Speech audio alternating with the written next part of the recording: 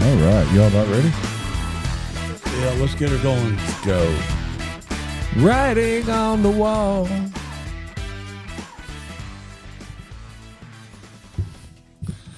The more you say that, the more I start to agree. 'Cause I like me some Stevie Wonder. Have you ever seen his house? I have not. Neither's he. Neither's God, he. that's Oh, I fell right into that that's one. dirty. Sorry. Where's my trombone? Yeah. It is what it is. Hello, Bad daughter. jokes. Hello, daughter. Uh-oh, you got the daughter watching? Yeah. My daughter is out for her birthday dinner. There's a delay, Craig. Well, yeah, there's a delay, but who's got their volume up? I'm down. It was probably me. I turned all mine off before. Remember, I announced it. Yeah. I don't know. It sounds like it's coming from over there. I am so tired. I've been up the last. Yeah, I've been it's up. not me. I was up yesterday morning at 4:00, and I was up this morning at 4:30. Turkey hunting, right? Yeah, and I'm still get any? still hunting. Did you get any? No. No, still hunting. Okay. Yeah. I love wild turkey, not the bourbon, Yeah. the bird. They're good. It's better than turkey you buy at the store. It's all pumped up with chemicals. You can only pretty much eat the breast on the turkey. The wild turkey, yeah. Yes, because the legs are they're so chewy, and they're not like the ones you get from Purdue at Christmas time. Yeah, pumped with water and antibiotics and growth hormones. Yeah, Yeah. but they actually spend their nights in trees with their hooking. They use their legs the whole time. They hook on the trees and they roost in trees, and so So why aren't their legs bigger than any other bird? Just because they're nothing but muscle. They're jacked. If sinewy is a word, Sinewy. there's sinewy, whatever. Sinewy. If that's a word, then that's what those. You know, I've spent a lot of time in the woods growing up, and there is nothing more gorgeous than watching a turkey fly. Oh, yeah. But then they land, What about when and it's like a bag of bowling balls hitting the ground. What about when they fly off the helicopters and You're talking Les Nessman. the greatest comedy skit in the history of mankind? Oh, There is nothing for me. You know what I'm talking about, Eric? For me, there is nothing better Eric's into sound effects tonight, obviously. than I just being. never use them. You watch the sun come up today. It came up at 7:08 a.m. I knew exactly what time it came up, and at roughly 6:15, you start hearing the first birds, and then as it gets closer to daylight, you start hearing different birds, and then the turkeys chime in and then run away from me. No. So, yeah. But no, I always like to watch them. They're really graceful in the air. Yeah. To be a big old What kind of Bird. shotgun do you turkey hunt with, buddy? I use a Stoker 12 semi-automatic. The kick hard, It does. I've got a turkey choke on it, and so it break your shoulder. not really break your shoulder, but I do have, being that I am hearing impaired, I have hearing devices that I put on Sure. that muffles the sound when it gets over so many decibels. But did you know that a turkey is faster than a deer? Sure. No, I'm serious. on the ground. If you put a turkey and a deer right next to each other and said go, the turkey wins. And this is why. Because think about it. You've got a 21, 22-pound bird that's got a wingspan of about 6 feet, and you got to get lift, so you've got to have acceleration. Okay? And so it's not just going to sit here. That thing's got to move. But a turkey can absolutely outrun a deer. Yep. I was waiting for the punchline. No punch on it. No punchline. I was not aware of that. Well, we now we got small talk out of the way. Craig just can't smoothly transition from small talk to something else. He has to call it out, doesn't I he? just call it out. Well, just if you Check this off. Check it off. There's another one off. The 4 list. plays off the list. What's next? Well, we all. I like 5 plays. Yeah, we've had the I'm so sorry, Teresa. the flood has decreased. The water's gone down. Now people are losing their yards. So we're all, thinking of them and everybody's helping them out from what I've seen. But there's another thing that I've been wondering that we've talked about. I've talked to Buddy about. I've talked to Eric about. Talked to a lot of people about. Something I've never figured out. Why is the oldest Y on the river side of the flood wall? And the reason I'm asking is I flew my drone over the top of it. I've been flying it just to look down the roof because the roof is like 50% gone, disappeared. I could see water dancing inside the oldest Y, probably about 4 foot deep like it was outside. So that tells me, unless I could be 100% wrong, but that tells me that the floors have disappeared. So one question, y'all run with it. Why is it on the river side of the flood wall, the only building in Frankfort on the river side of the flood wall? 2, how's the damn thing still standing up? Whichever one of y'all wants to go first. You go ahead, Eric.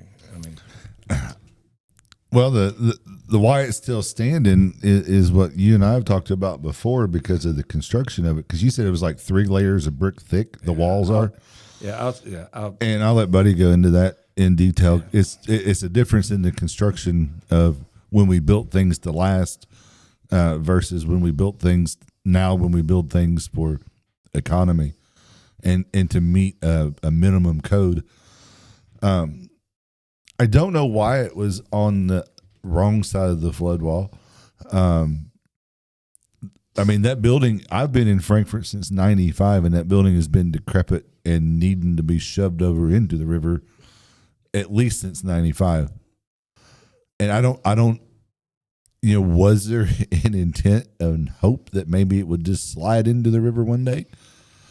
I don't know, because, I noticed it when I was leasing the Frankfort Boat Dock head boat. And that was back in what, 94, 35? Started in 89 to about 99. So I was on, had that, and then me and Jim Priest bought Lee's. And you go by it and you just wonder, why in the heck is it on the riverside of the flood wall? That's the oddest thing in the world. I'm sure there's some engineering reason, but that means the federal government just gave up on the building. And so, Buddy, you got some... Well, yeah, the flood wall was, I know because I was displaced. I actually lived at the end of Shelby Street and the feds paid me to move to get out of my apartment when the flood wall came because there was a certain amount of houses that, in fact, the one house that sits at the end of the bridge, the Capitol Avenue Bridge, that house was moved from the end of Shelby Street. Oh, it was. I didn't know They that. picked that thing up. That was such a historic house. They picked that house up and moved it. And the reason it's on the wrong side of this is one of the sore spots, man, ever. The reason it's on the wrong side of the flood wall is because the Corps of Engineers knew when they finished the flood wall and when they started planning the flood wall in 92 and 93 that the building was garbage. They said, we're not even going to try and save it. We're just going to we'll just build around it, I reckon, because, the flood wall, you can't say the bridge is part of it. The bridge is the reason because on the other side, the police department side, it's right up to the base of the bridge. Mm-hmm. they built around it. I mean, they went out of their way to build around that's Otherwise 35, that's 35 years ago. Otherwise, they would have went through it, right? Yeah. I mean, they would have had to go around it one way or the other. They could have went to the inside of it, though. Yeah, but they didn't. They obviously 35 years ago it was it's garbage. You know, How close is it to the bank? It's on the bank. Like if you put the flood, let me rephrase that. If you put the flood wall on the opposite side of the building to include it in the protection zone, would it put the flood wall too far out and 20 on feet. stable ground? You'd have to move it 20 feet. But would it be unstable ground for the flood wall? Well, it's on the other side. It's on the bank, so it might be 5 feet closer at the most to the river. Mm-hmm. But I don't know. It wouldn't be no more than that. It wouldn't have to be built out. But if they put it on the police side up to wherever, up to the Capitol Avenue Bridge, wherever it ends at, they had to go down in the ground anyway to hold the water back. And obviously, everybody. I just saw a post just 2 seconds ago. Somebody saying the flood wall wouldn't hold the river off of 2nd Street School. Obviously, it did. Yeah, but it's still going around. All right. But they had to put it far enough in the ground that it held up against 48.6 feet of water. Just 2/10 or 48.4 or 48.2 feet of water traveling at X number of cubic feet per second too. I mean fast. That's fast. So that's a lot of pressure on it. And so it's just one of them things people don't really think about. But why is the Y on the riverside, the oldest Y? I would love to talk to somebody who was in the room when that decision was made. Right. I mean, I don't know. What was the thought process? And why did they do it? Yeah. They had to go out of their way to do it, right? Yeah. Because it was.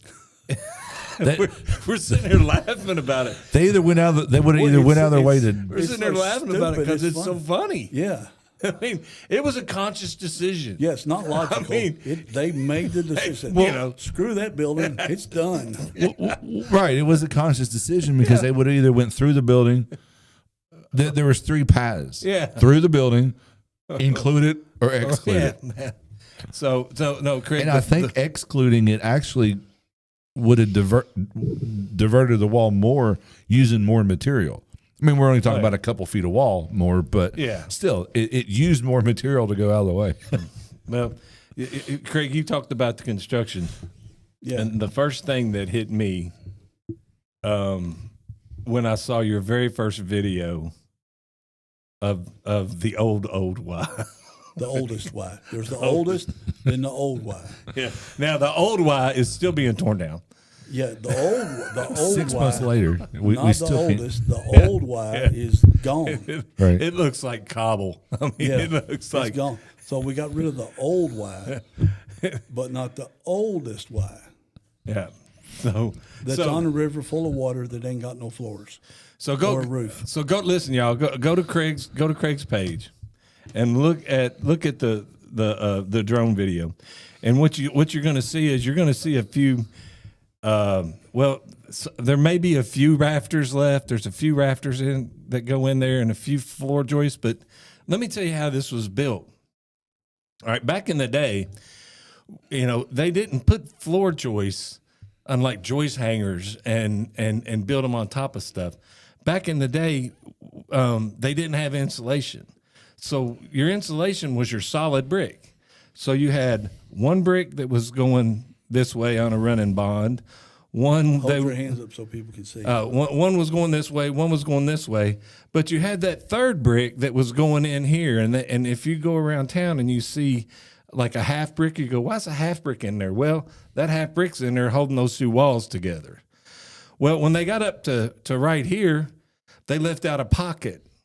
And then whatever they had, a 2x10 or whatever size, they put that in as in the brick. Mm-hmm. Oh, okay. They put it in the brick, and then once they had a floor joist, and then they did it all the way down the line, and then they made the floor. Then they got more brick, and then they went up another 9 feet or 10 feet or however high the wall was, and they did the same thing.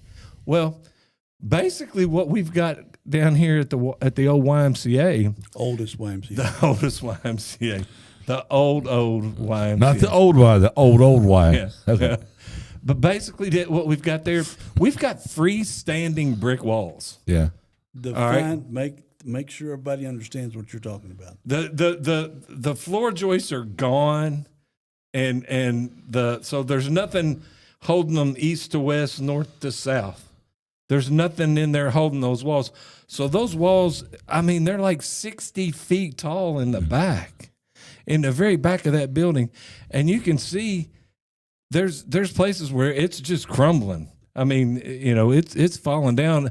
Like there's a window that's there's a window in the back that has got an arch. It's an arch window, but this much of the building is gone, and it's gone all the way down to the arch. And we sit here and laugh about it because it's ridiculous. Well, It's ridiculous. yeah, because it's essentially 4 walls. Yeah. Yeah. There's nothing to keep the There- walls from yes. doing this, Do you, which is a heck of a testament to the strength of that wall. Right. And then you got the corners that are holding it up, Yeah. upright. But that span between corner and corner is ridiculously strong. Well, do you know what the lifespan of masonry cement today is? Masonry cement today. is that the same stuff they used back in the Roman days? I'd always heard I'm not talking about this stuff they did back, that they did, at the turn of the century in the horse and buggy. Yeah. Well, I'd always heard that it was 100 years for concrete. Well, concrete. I can't speak to concrete, but the strength for masonry is 25 years for masonry cement. The brick, Starts to deteriorate after 25 years. dang, my house is 30 years old. Well, that doesn't mean it's going to deteriorate. It's starting to deteriorate. So that chemical process takes 25 years. I think concrete's like 42 before it gets completely hard. Yeah, and then it continues to harden. But so think about the technology that we have today with masonry cement that takes 25 years to get hard. And then how long did it take? Stop it. No, I'm laughing at you laughing at you. I'm laughing at you laughing at yourself telling the story. Well, and how long does it take for that old because they were using Portland cement, lime. They were mixing that stuff, and you were counting on Junior to have the right mix design too, man. The lowest man on the totem pole. It's the guy mixing it. What's the guy mixing? Yeah. The peon. Yeah. We'll get to this, a little bit of that. Now, you can't lay yet. No, you just go mix it and bring it to me. Yeah, I've read that they do not want to duplicate the cement, for lack of a better term, that they used in the Roman days, because it's still holding up. Probably true. I don't know what they used. I mean, today we use Portland cement, sand, and if it's cold weather, they'll throw some stuff in it. But Accelerant, which is what calcium carbon. There's only a couple things in it. It's like fly ash, cement, sand, and water. Yeah. But yeah, I mean, golly, and what is holding that seriously? Well, do you remember when the chain link fence was on the front? You had to walk around the chain link? Absolutely, Why did they do that?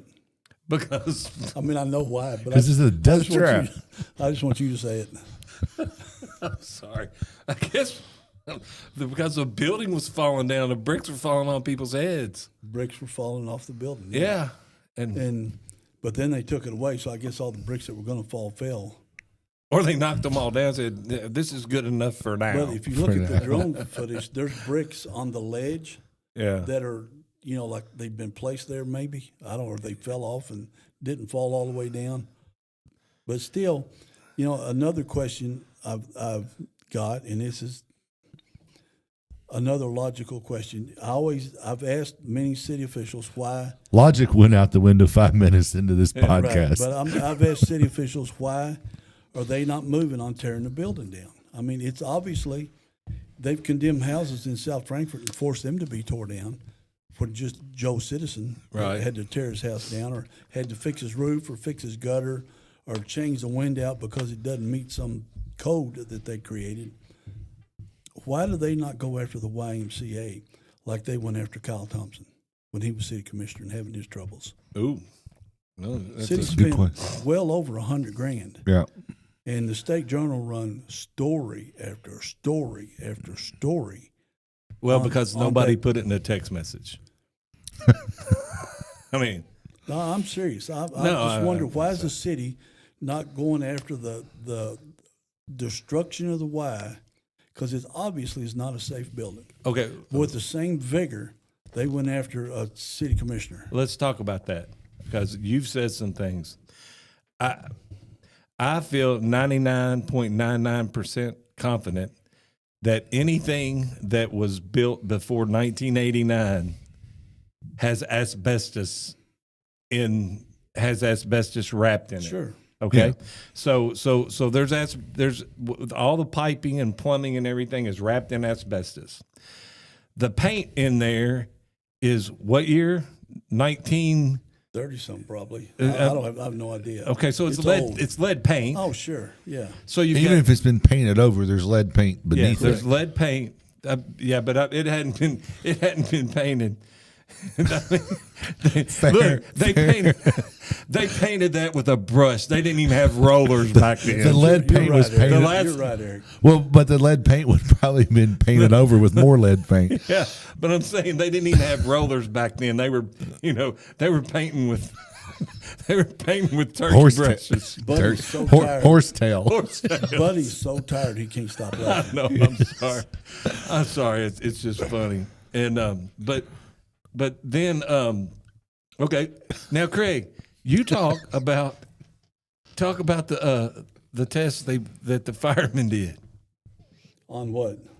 On the sewer system in that Oh, building. where they smoked it? Yeah. Yeah, Now tell them what they do. Tell them what the Well, test they is. drop smoke down to see where there's leaks of any kind. Done it in my neighborhood, but I was there. I was at the Frankfurt Boat Dock when they did it, and all of a sudden, all this smoke starts coming out of the riverbank The riverbank. and the storm sewer. Right. But so I called the fire department and said, "What the heck?" I said, "Something underground is on fire."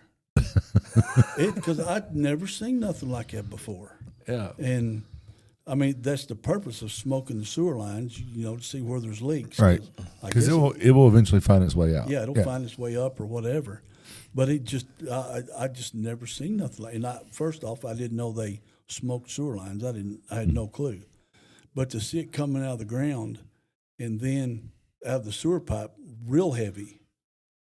I thought the Y had a basement. It was on fire. Is what I thought. In the 90s, but they said no, we're over there doing work, and I said okay. I just want to let somebody know.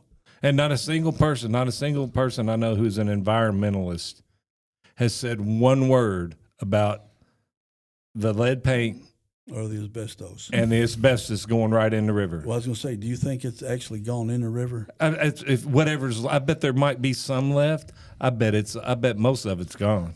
Well, Well, there's a couple things there on was 4 feet of water in it just the other day. on asbestos. It becomes dangerous when it's released into the air and you breathe it. Right. I don't know what the harm of it is, if any, in water. I'll tell you an example. That when I was working third shift in the state office building, there was a piece about 2 foot long that they came in. The son of the company's owner was there doing it. They were doing it on third shift. They put plastic sheeting, 2 layers of plastic sheeting. You had to access it through the women's restroom. 2 plastic sheets on the door. Then they had a door in the wall. Had to remove that. They covered that. They're in complete suits with breathing masks. They go in there, put soap on it, so to cut this one piece out so they can repair the pipe. Put it in a bag, triple bag it, seal it. I'm walking out like it's nothing, going to the bathroom. They got them little breathing machines, you see, and I don't know what's going on, and just see it. And the dude that's the boss, he's at the other end of the floor. We're right next door to it. They didn't even tell us they were there. Oh wow. So I said, "Are we breathing this stuff in?" Well, no, like that insulation, if it's not bothered, if it's intact and not crumbling or falling apart, it's fine. It's when they cut it and it Right. releases the particles, Correct. which is what the soap is for, is to make it damp and stick together so it doesn't become like Right. free flowing. And that's what they did that day. And But the lead paint in there, I mean, you think about the buildings, that brick, it's getting wet, it's getting hot, it's flaking off. So regardless, I said in jest, it was been, the lead paint has been painted over, but as soon as it flakes off, the lead paint's not painted over anymore. That building has been closed longer than I've been alive. really, Really? Yeah. yeah, Yeah. It's been closed longer. I'm 58, and that building has been closed longer than I've been alive. Oh, wow. I didn't realize it'd been closed that long. I'm typing some stuff. I was thinking they closed that down in like the 70s. Well, I was born in '67, and the cornerstone on the new Y says like 69. So I think it was closed before. The new Y that they're working on tearing they're working on tearing down. That is now the old Y. Yeah. That they Yeah. Well, So- it didn't take no time to get the old Y, which is the one we all played ball in and swam in and, did everything there because they want to run a road from Broadway over to the Mayo Underwood building. But, I'll ask the question again because I don't think y'all answered it. Why is the city not going after the owners of that building? Because I constantly hear there's lawsuit after lawsuit. The owners suing the city or something. Why do they not follow through? This thing is drug on for a decade. If you want a serious answer, you'd have to look at are there family connections there? But it went on before that. They were suing them before that. I think the owners bought it for $1, literally $1. Then they tried to sell it back to the city for $60,000, and the city said no because it probably cost more than that to tear Can we it down. just give them a refund of $1 and? I don't know if they can condemn a house. Okay, They can condemn the Y. It's going to be a boutique hotel. There ain't no floors in it, buddy. Just It will. Matter of fact, something I noticed. Just saying. I also noticed something new when I was flying the drone, and I just went over to the road. Remember me taking pictures from the road, and you could see the trees growing inside the building. The leaves were up against the windows. They've taken those windows out and put plywood up there now. There's like 3 windows left in that building. Yeah, but did they put the plywood in there so I wouldn't take no more pictures of the beautiful trees growing inside of there? Oh, they've added that since. Yeah, How did they get up there? from the outside, I'm sure. They couldn't go on the inside. No. But So somebody has been there and done something to the building, and that hasn't been a year ago? right, yeah, I took pictures last year. Last fall, splashed them before it all got over cold? Facebook. Look, they got trees growing. This thing is huge, great big leaves. I've in been it. last spring, I think, because And there's greenery in it right now. I haven't posted the video. it's a 'cause- botanical garden. That's why they're not tearing it down. If you don't talk about it, it'll go away. Nah, Maybe. not on this one. Yeah. Because I remember how hard the city went after Kyle Thompson. They got to go after this building. This is ridiculous. And it's something actually It's not safe. right. It's not they'll safe. They'll condemn somebody else's house, or they'll make them change their gutters, or their windows, or their front door. I guarantee you, they're gonna make a bunch of people fix their electric that are in the flood. Well, they're putting up temporary electric. Temporary electric. What that Yeah. is. Temporary electric now, so people can get electric to their house to clean up. Their I house. guarantee you, they're gonna make them get new boxes. But this Right. this YMCA deal, and look, you can scroll through my stuff. I'm for getting rid of it, and I've been for getting rid of it for a long time. I just don't think it's fair to the people. They've condemned buildings, but they're letting this one go. I don't think it's fair. But it's in a lawsuit, Craig. It's been in a lot. Well, tied then, up- then it's tied take up it in to court. Take it to court. It's tied up in litigation right now. For what? For 60 years, I think, is for what? Right. When was the last time somebody went to court on it? Wait a minute, is it in circuit court or is it in district court? I have no clue. I just know there's lawsuits filed, and then that's all you hear. Okay. Well, do you not ever follow through on the lawsuit, or is it just a perpetual lawsuit? That's what we're always told, though. When you say something about it and it goes, "Oh, there's a lawsuit. We can't do anything." Right. And Well, when was the lawsuit filed, and when was any action taken on the lawsuit? Did it go to court? Has it been to court? Because surely it'll lose. Any engineer will say the thing should be tore down. And I'm not an engineer. I just went to high school. I got an idea. I like trains. Why don't we do a study on the building? And then put it on a shelf somewhere. A shelf study that Yeah. while the city is going bankrupt. Yeah. All right, we beat the old Y to death. We beat it. Well, actually, it's still standing, but It's been beaten a lot, and it's taken every bit of it. Well, let's talk about the bridges. ooh, The Capitol Avenue Bridge was hit again this week, twice, I think. Let's see, it was hit with a boathouse that was metal that had a lift in it. I found out later it had a lift in it. It was structurally sound, really nice boathouse. Somebody spent a lot of money on it. And it smashed into it and busted the water line, whatever. The water main. did you think that thing, as soon as it busted, somebody was like, not, I think Mike Fitzpatrick was taking it from the road, yeah. But somebody was taking it from up above, and when it hit, up on Daniel Boone's, it went, psh, I mean, it just started spewing. the water went, it was amazing, but amazingly bad too. Yeah. But then it went down. Well, no, it crashed and burned, and there wasn't much left of it. Another one went through last week. Hit the Capitol Avenue Bridge. They closed it down while it was going through. Then it hit a piece of it hit the Singing Bridge again. So they've both been hit at least twice during this flood.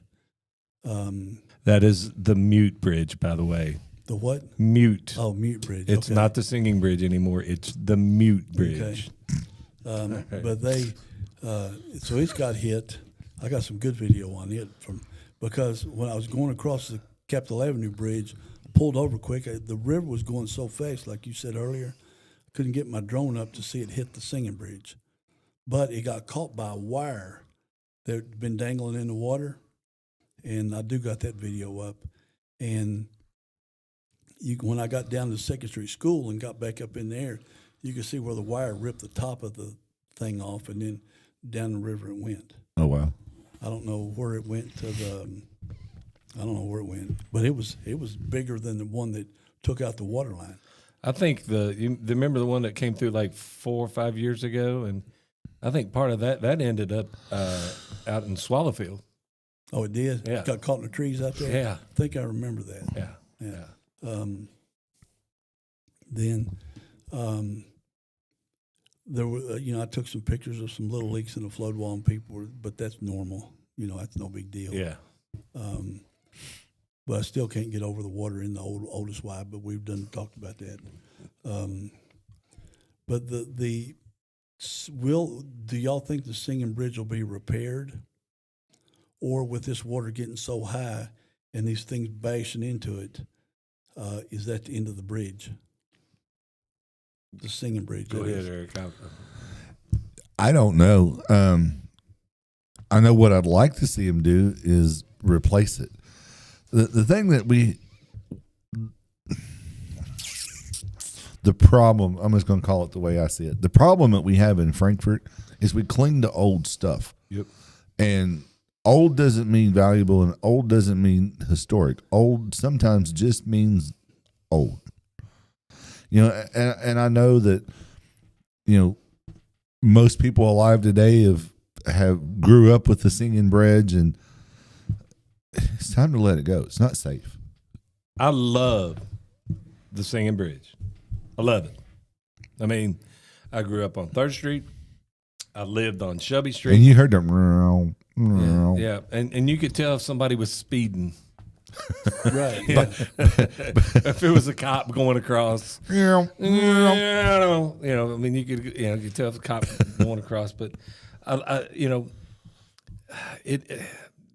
traditions, new traditions are formed every day, and that the bridge itself, it's a singing bridge, but you know what? When we had the singing bridge and it was functional, did we even promote it? Did we have people come and go, wow, we've got to go down to Frankfort and see the singing bridge? No, we didn't. We've got a bunch of people like me, a bunch of gray and blue hairs that have an emotional attachment to that bridge because it's been there, it's always been there, and I walked to school every day across that bridge, and So should it stay or should it go? It's got to go. It's man. gotta go. It's gotta go. What would y'all like to see in its place? They could do the same type of bridge. I mean, can they not do the grading on them?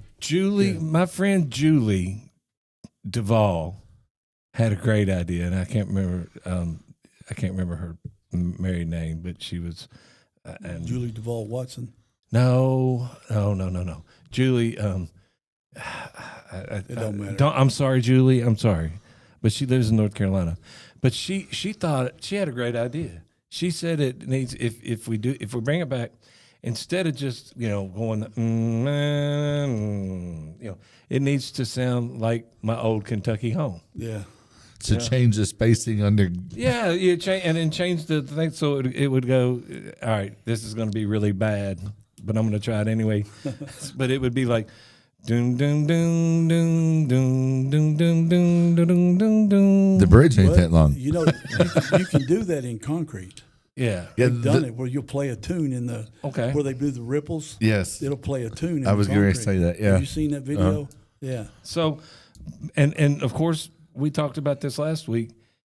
I think it would be cool to have a clear, whether it's epoxy or glass or whatever, to walk over and look down and see. I love that idea. Yeah. I love that. Because people, I guarantee you, we talked about this, people driving between, through 64 will go, oh my gosh, we got to go downtown. We'll grab something to eat. We'll walk across that bridge where you can look down and see the water. We'll call it the cracking bridge. Of course, then there's the suggestion I mentioned was, like they got in China, where they got a sky bridge, and you walk across. But and it looks like it's breaking. And it's actually monitor screens, and they'll have it crack, and people just freak out and panic and start running, clinging onto the wires. And that would draw. Oh my gosh! That would draw all kinds of people down there because it would just freak little kids. People out. like us would go, come on, let's take Buddy across that bridge. Hey, I'd go across that sucker all the time. He'll crap his pants. But it's all, I mean, the singing bridge, it's only 4.5 feet wide right now on one side. It's 4.5 feet wide for the pedestrians. The sidewalk. Is that ADA compliant? 4.5 maybe. Not much, yeah. I mean, make it 7. Right, or 10. Yeah, make it big. Get 3 people. Make it 3 people wide. Yeah, right. And that if they walk across, and it starts cracking, then have cameras up on top and do it live feed all the time. Yeah, and you only need one side. Right. I mean, it's not. You know what I'm saying? That you don't would need be the both biggest sides. tourist draw in downtown Frankfort by a mile. Oh yeah. Well, yeah. Hey, and we can make a parking lot out of the old YMCA. There you go. Hey, great idea. We've done solved the problem, increased tourism 1,000%. And brought use to a vacant Right. pile of bricks. We could put a parking garage there. No, we don't need that. We do need some parking downtown. Actually, there's 2 parking garages downtown. You know that? Eric just threw something at me. I know. It's getting violent. It's now. violent. But Well, in where I grew up in Greenup County, the Russell Ironton Bridge was the great bridge like that, the grading, whatever they're called, and it was a singing bridge, but ours is like 3/4 of a mile long. So I mean, it went over the Ohio River. Yeah. It probably wasn't 3/4, about half a mile, however wide the Ohio when it is. rained, were there any wrecks on it? Because No, because we could drive. the singing bridge, because I was down on the river, of course, the singing bridge would get wet. Yeah, they become People would slick. slide, and it would bumper car off each side of the bridge. Oh yeah. Yeah, they're slick. I mean, you had to slow down. Yeah, but I saw them. I saw them. I could hear it because I'd be down there working or something, and bam! Well, somebody just hit the bridge again. Well, it happened all the time. Like ours, it had probably, I don't know, there'd be like 20, 25 feet of the grading, and then there'd be a little section of blacktop, and that could have just been with time that getting replaced. I mean, they eventually tore it down. It used to be a toll bridge, and but eventually they tore it down and they built a new bridge, and it's really nice now. It's got LED lighting on it, and oh, cool. Jessica Camden said violence is not the answer, y'all. So sometimes violence is necessary. chill out, Eric. So yeah, that okay. We've solved that one. That one But I needs to go. like the idea of the see-through sidewalk. What do you think a thing would It's cost? killer. What do you think it would cost? I don't know. We're gonna. I will answer it this way. I don't care what it would cost because of the amount of people it would bring to downtown Frankfort would be phenomenal. Yeah. I mean, you would see people literally, they would. If you tore the oldest Y down and made that a little parking area. It doesn't matter. We'll deficit spend. We would get the Chinese people coming over. Hey, Hey, buddy, it doesn't matter. We're going to deficit spend and issue bonds to pay for it That's anyway. right. That's I mean, but that's a great idea. Yeah. To do that and make it 7 or 8 foot wide. No bicycles, of course, but and then make it sturdy. There enough has to for be a fire bike lane, dude. There's Well, they could do that on the other side. But They can go up Capitol Avenue and go to that big over government monstrosity up there. My gosh, I'm going to talk about that for a minute. Go ahead. Oh my God! Wear it out. Go ahead. We were I out singing swear birds. when I'm gonna lean back. when you drive up Capitol Avenue, I mean there's yellow and then there's flashing and flashing stuff, and then there's red, and then there's white, and then there's all these sterile parking spots, man.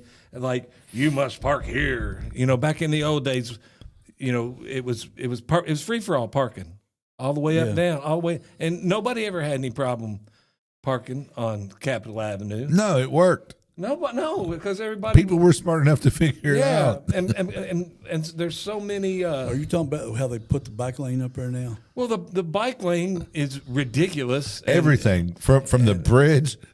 you want to talk about it? It is so over government. I mean, it's way too much government, because as soon when you.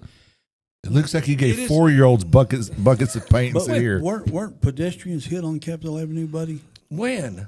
I know I'm asking the question I don't know, but you know, because my solution was to put a stoplight at 2nd Street, 3rd Street, Oh. 4th Street, Well, they whatever's put one next there dude, at the end. I'm telling all the you way what, up to the flower garden. when you get it's a 2nd Street light, and you look down, and when there's not, you know, because it's typically during when people are not parked there during the day, you know, Oh yeah, and you see, I mean, even the medians are circled in yellow. They're circled in yellow, and it's the most grotesque. It's a disservice to my hometown and to my neighborhood that It I is grew ugly.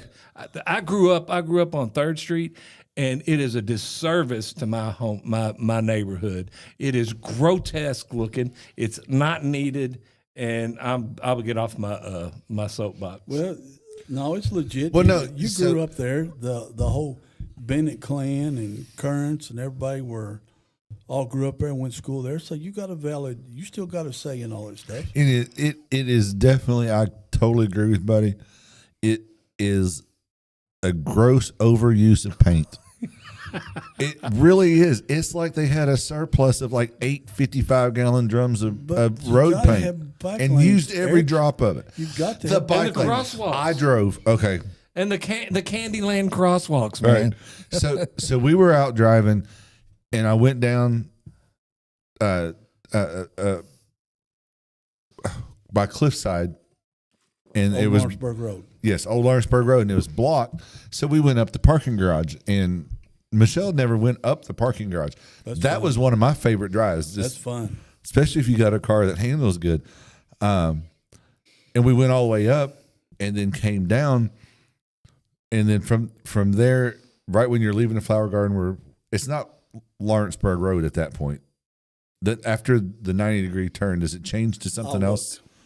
Whatever it changes into, they've now put a stop sign in there on both directions because people. It's State Street, and then it goes to Old Lawrenceburg Road. If you're coming out of the Capitol, yeah, towards the Capitol Avenue Bridge, and you make that right turn on the old. Is that State Street? It's State Street, and then it turns into Old Lawrenceburg Road. Into Old Lawrenceburg Road on that 90-degree turn. Yeah. Okay, so that's my hood, man. That's your hood. I knew you know. I'm just looking. So there at State Street, they've put a stop sign It's in. East State Street. Okay. All right. Anyway, there at State Street, they put a stop sign. So now you have to stop. I guess people were too stupid coming out of the Capitol and coming up Capitol Avenue to figure out how to navigate the 4 cars they may run into in rush hour traffic. Yeah. God awful stop sign. It is you can see it from your house, right, Craig? It is ugly. The road that goes from Capitol Avenue to Cliffside is East Todd Street. East Todd State Street's the other one up near the. Oh, my bad. Okay, just for the viewers. Yeah, but yeah, you go down there and they did that big encirclement of the median, and it's like 1.5 feet off of the median. Which is the only thing that keeps you from being able to fully drive your car in the bike lane. The bike lane is so wide. Right. It's for two bicycles. I drive a Honda. It's not very wide. I can almost fit my entire Honda in that bike lane. Well. Oh well. Don't. I mean, they had to make some use for the, for the 14 extra feet of pavement that they have. I just remember, I can remember when the tulips bloomed for Derby, and there would be jockey silks hanging on every pole. Right. Yes. Come and you would come in and you would go, my gosh, this is gorgeous. This is gorgeous. And now I don't know what they're going to put up, but now you go, Who threw up? Who painted this?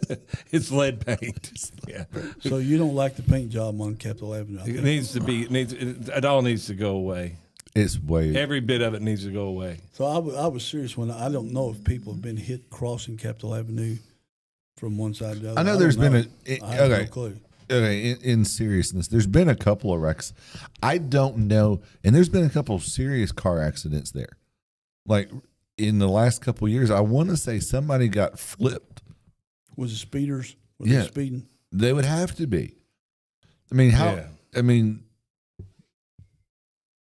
but you can't protect.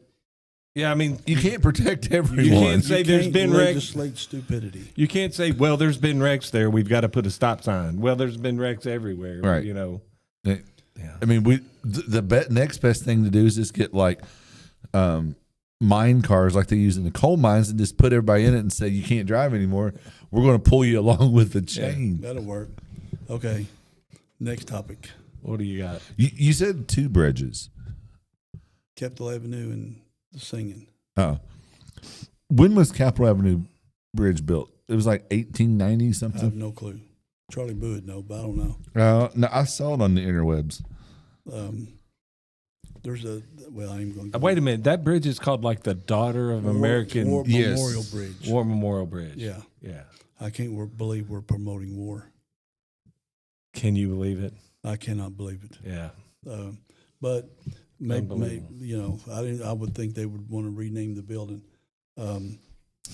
There's been a lot of FEMA complaints we saw on Facebook, and do one of y'all want to touch on the process that it had to go through before they could even come to Frankfort? I say you know it better than anybody. Well, yeah, I would too. Okay. But I'm going to interject with the Capitol Avenue Bridge real quick. It was built in 1937. I was thinking it was 18-something.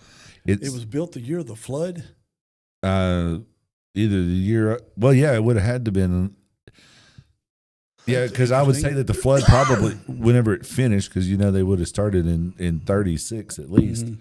So yeah, it would have got. That's interesting. It would have got flooded the first year of it. Yeah, But the actual name of the bridge is the American War Mothers of Kentucky. American War Mothers of Kentucky. Anyway. Okay.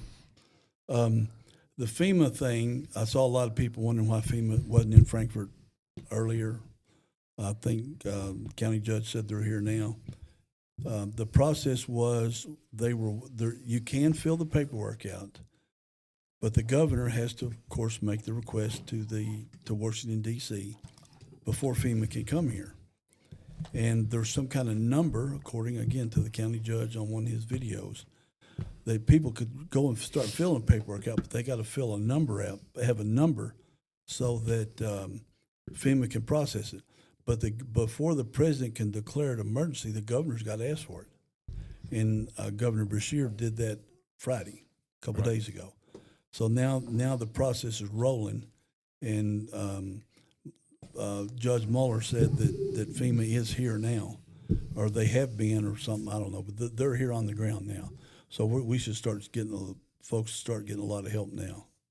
Well, I am going to say, with authority, because I have authority, that Governor Beshear has knocked it out of the park with the tornadoes in western Kentucky, with the flooding in eastern Kentucky, and he seems to be having everything on the ball here. We've had so many disasters. He's Yeah. an expert. I mean, he did all three of them. Like you said, Eastern Kentucky, West Kentucky with the tornadoes, and now the floods again. I agree. He has done well with that. Yeah, I don't agree with him on a lot of other policies, but but this right here, we can absolutely give him credit for. Yeah. I mean, I don't either. Most of the policy stuff I don't agree with, but he does deserve credit where it's due, and he has done really well with our disasters, and he's real calming, and I think that's why people like him so much. Fireside chats. Yeah, buddy, you made a mention earlier before we went on air of him thanking a president for their helping and getting all the help to Kentucky. Who was that? Well, of course, I can be Trump's biggest critic at times, but I can also say Trump's doing good. I mean, but Andy did come out and say that Trump was has been there in every disaster, because he was there for the he was there for the tornadoes and the floods. Yeah, and he's going to be here for this one. Now we can talk about other stuff that I'm like kind of shaky with Trump, that kind of scares me a little bit, but as far as Trump and Andy working together, and it's funny, we call him Andy, and there's a reason we call him Andy, is because during COVID he had Andy written on his boot. No, he had that 5 o'clock thing every day. The fireside, right. and everybody said TV. Andy's at 5. Yeah, must see TV. So I mean, it was every kid in Kentucky, that went through COVID knows him as Andy. They don't know him. They probably couldn't tell you his last name. We got a question. We finally got a question. Wait a minute. Jessica said there's been 14 disasters declared since he's been governor. Yeah. Well, and I put a post up asking, has Tornado Alley moved east? Missouri, before I did any research, I just threw the question up. Missouri and Kentucky have been hit a lot lately. Yeah. But in reality, Mississippi and Arkansas have been hit worse than us. Right. But still, but that's not why Tornado Alley is Tornado Alley, though. Yeah, we're seeing more activity in the last 10 years than we normally have.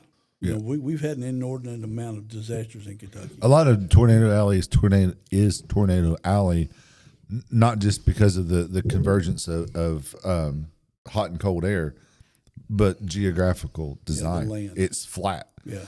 Kentucky is shielded a lot from tornadoes from being as destructive as they can because of the valleys.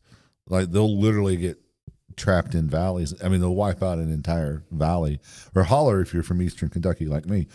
And well, Craig is too. I was going to say, dang it, gone. We have hollers where we're from. South Frankfort. South Frankfort. Where's it? Anyway, Well, but Daniel asked, so this is an opinion question for you all. How do y'all think Governor Beshear did with COVID?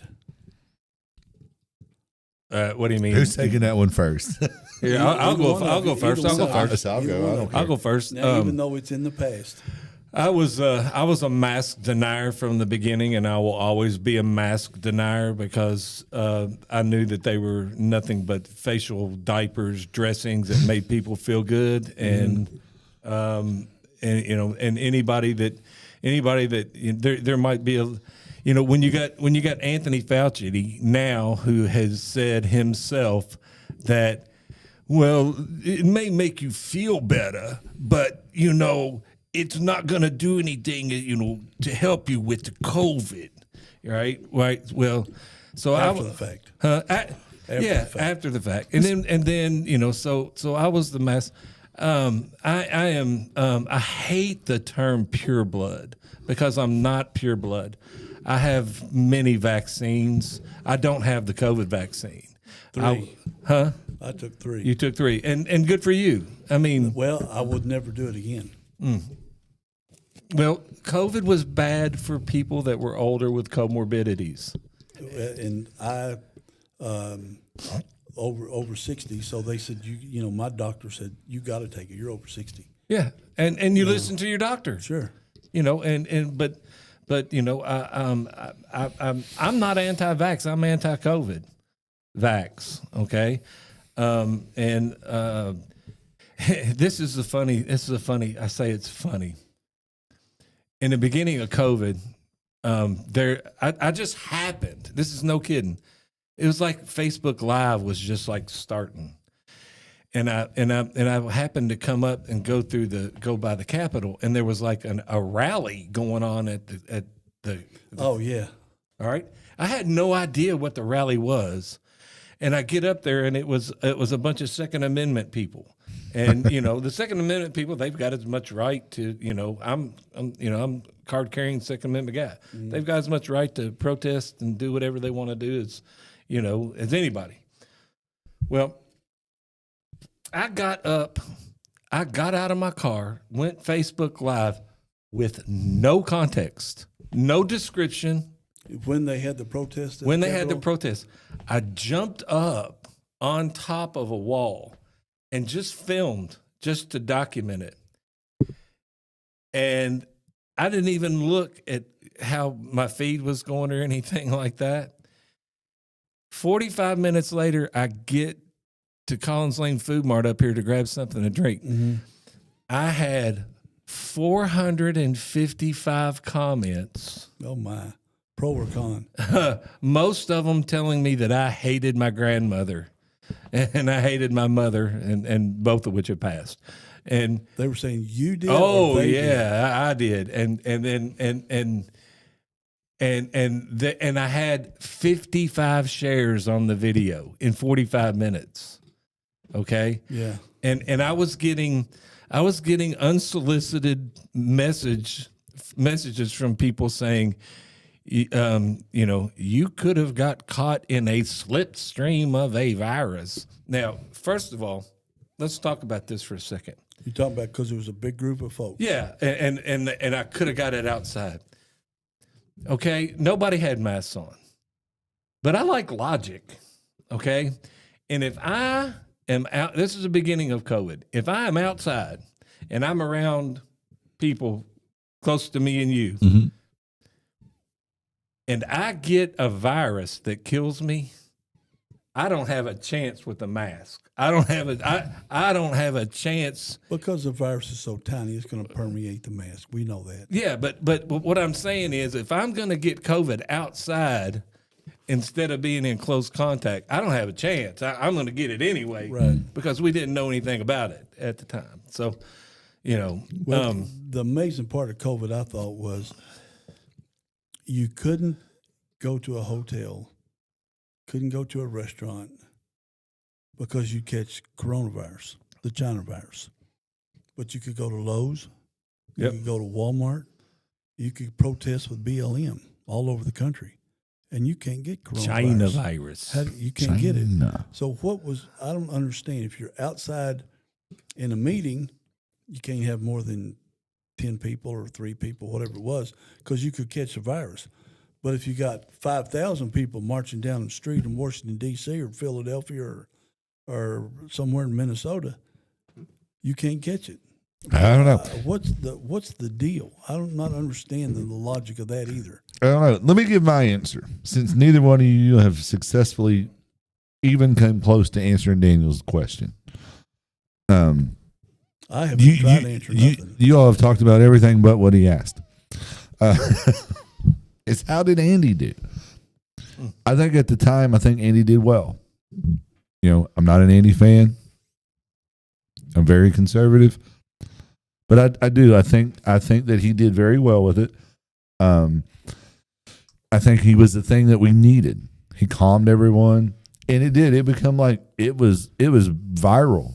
It was like a cult following. It's like, oh, I got to be home at 5. Hey, Andy's going to be on. I watched every one of them, or almost every one of them. And people were like that. And I think, you know, we're in the middle of a virus which was going to turn, you know, later turn into a pandemic and be called such.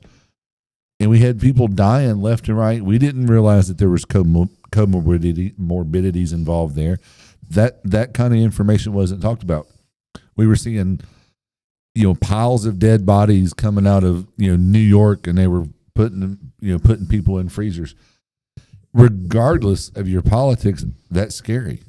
You know, any normal functioning human does not want to die.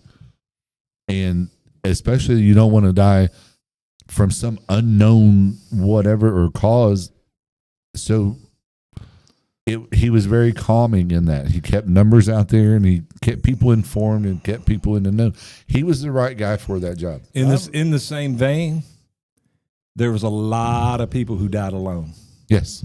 But a lot of people. You're right, because in that same vein, they did not let people wanted to have the choice to spend with their mom or their dad or their grandfather, and didn't care if they died too. Didn't care because they wanted to be there, and they didn't get that choice. I agree. If you look at it from today versus when it was going on, he went with the information he had. He went with the information when the biggest scam artist in the history of humankind, Dr. Fauci, was putting all this information out and hiding, you know, actively. And we can say that now in hindsight. Now. But at the time, you've got to believe your federal officials. You got to believe your state officials. So I think on the information he had, he did the right thing. Mm-hmm. Now that we found out that Anthony Fauci literally made up the 6-foot thing. Invented it. He invented social distancing. It was fake. You know, you see all those markers on the floors. People are shying away from me. People are getting in arguments. You're too close to me. He just flat out made that number up out of the air. Right. That's all it was. And we were scammed. And I will say this too. I think it obviously, since the CIA and the FBI have said there's a good possibility it was a Wuhan lab leak. I think it was leaked on purpose. I think China was experimenting with a bioweapon. Right. That's what I think. Well, and Fauci kept saying it's not a gain of function, you know, testing or whatever. It absolutely was. Yeah. You don't know what you're talking about. You don't know. You have no idea. Why are you funding with our tax dollars or anybody's money? Why are you researching a virus that can kill us? Why are you creating a virus that can kill us? Because, you know, there's caves with bats in them all over the planet. There's caves with bats in them in Frankfurt. Yet they go to China, fund some lab in China that wants to take over the world, and they say it's a bat virus or it's from a wet market. Well, what about up until today? They were raw meat everywhere, people selling it to live. How did we ever make it out of Roman times? True. I mean, there was such lies of where it came from, Well, and our federal government perpetuated those lies. You know what? You know what got me so bad? Because I took the wait and see. I took the wait and see thing. Oh, I bought in 100%. No. I mean, I took the wait and see on the vaccine. Okay, because and then I fully believe I had COVID in mid-December of 2019 when it first started. when it first started. I mean, because when I got it the second time, I go, oh, I know, because So you caught it twice? yeah.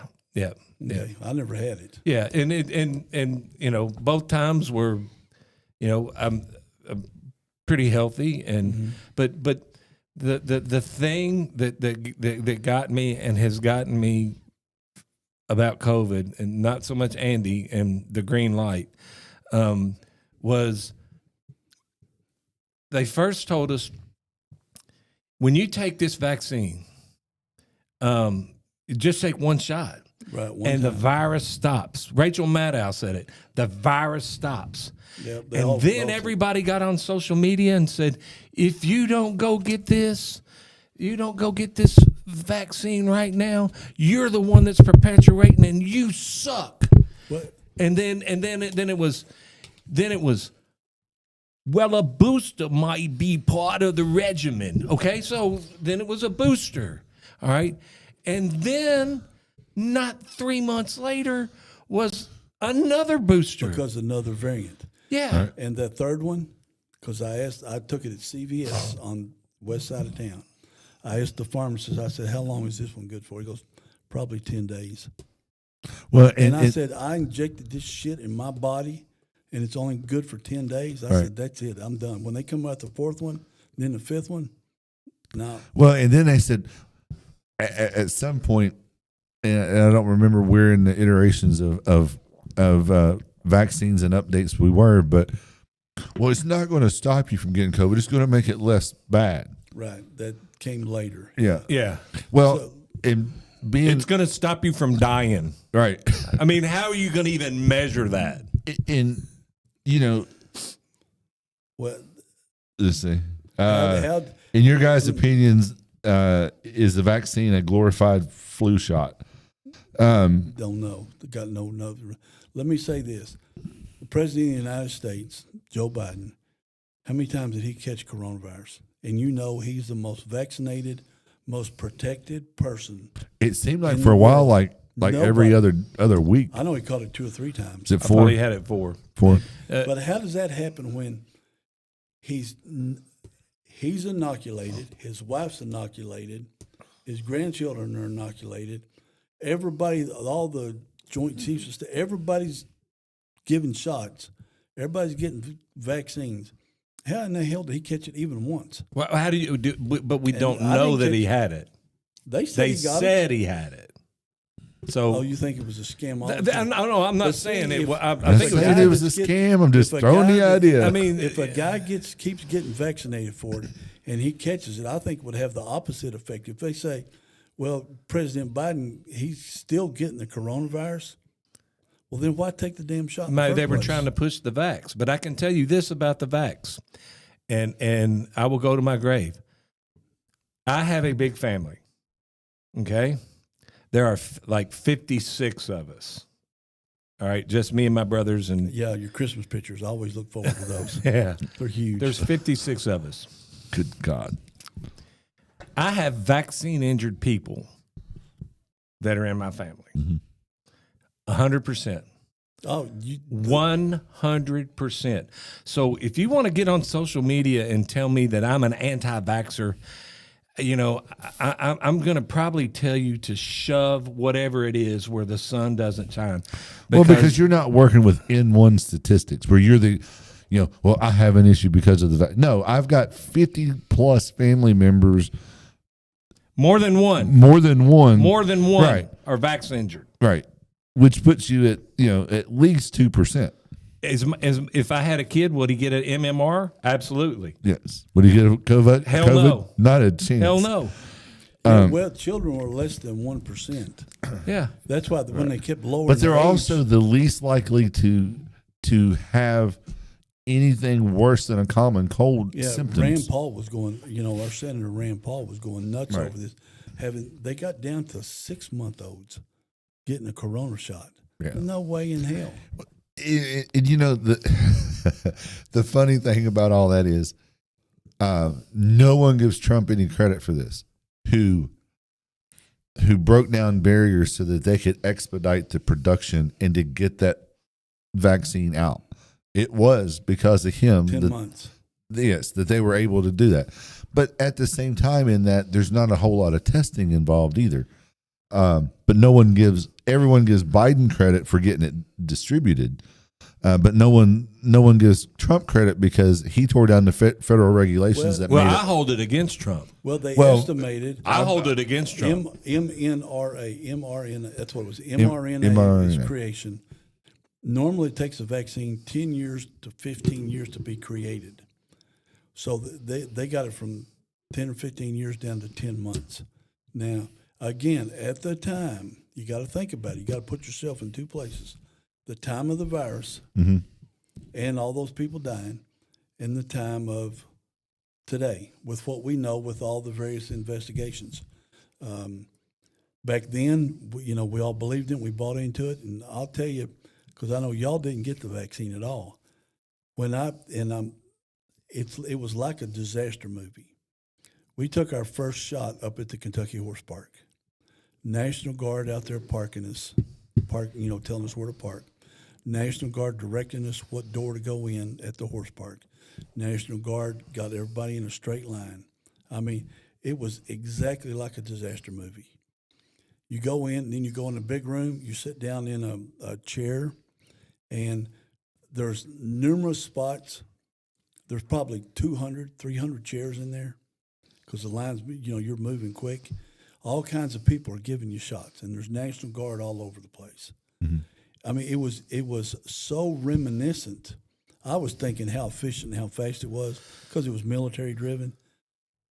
But now you look back at it, it was like a disaster movie. Yeah. Right. Everybody's just walking in and saying, I'm going to follow the leader just like sheep walking off a cliff. You asked me, Craig, why are we doing gain of function research on a virus that can kill us? That can kill mankind. Okay. Yeah. Then let me ask you this.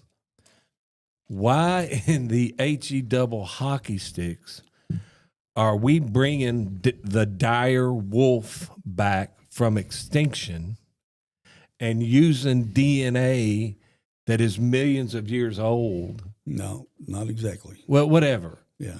However many years ago. Why not that? Yeah, go ahead. Why are we even? I mean, what could go wrong? Well, the dire wolf. Because before we get on that, let me answer Daniel Clark real quick.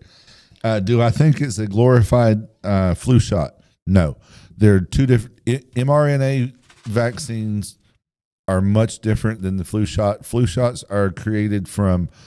The injectables are created from inactive flu viri. What do they put in? Eggs. Yeah.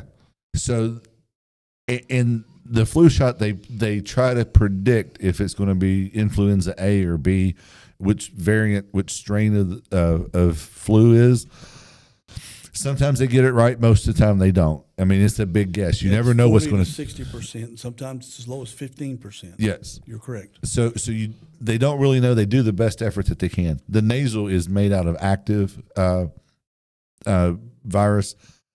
So basically, what it does is your body builds antibodies to it, so that if you do get flu, it's not bad.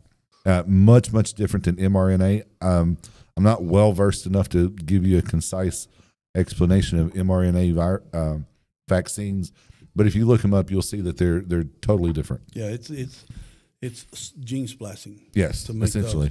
The flu, and they shed spike proteins, and well, that's what the COVID was spike protein. Right. The whole problem I had with having been a paramedic, watching the whole COVID thing, and people got their mask on and they got their gloves on, and they washed their groceries. No one. You give the general public this. You got a false sense of security. So if you want to talk about the spread of virus, well, I got my gloves and my mask on, I'm safe. Okay. One, you really needed an N95 mask to have good particulate filtration. Agreed. Nobody wanted to talk about that because then there'd be a shortage of the N95 mask For hospitals. that the hospitals needed. So they said, well, just take your little cloth diaper and put it over your face. Make your own. We did. Teresa made I'll say I got double layer and triple layer ones. I've done the same thing. Sweated like a pig under it. But they're much better than the factory made mask. told I was defiant. I was Hey, defiant. I was in bought most cases. I bought in 100%. So, but you do that. You watch people with their gloves and they're touching groceries. They're scratching their face. Yeah. They're touching Supposed to groceries. change gloves in. Yes, they broke any kind of sterile protocol. Any clean, even just clean field, not even sterile fields, clean fields in the medical industry. And anybody that's been around it knows what I'm talking about. They broke every single Same protocol. thing in food. Yes. If you touch raw meat, which we don't have any raw meat, but Yes, if you touch raw meat, same concept. change your gloves to Touch go cook. to go to a salad. Or right. And because we go through just cases of Cases. gloves, we go at our place. Right. So you see all that cross contamination. Gloves were $12, $14 a case for 1,000. 10, 100. We got to where we were paying over $120 for a case of gloves. So the best one I saw, and I'll tell this story and I'll quit. Because I got flu data in my Okay. head, I got to get it out.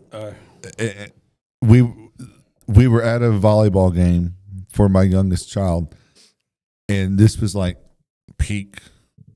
So the way they handled that was they'd make a couple of plays, and when the ball went out of bounds or whatever, they took it, they wiped it with a Clorox rag or whatever. I'd cancel the damn match. To try to keep the kids as safe as possible, and they had to wear masks while they're playing volleyball.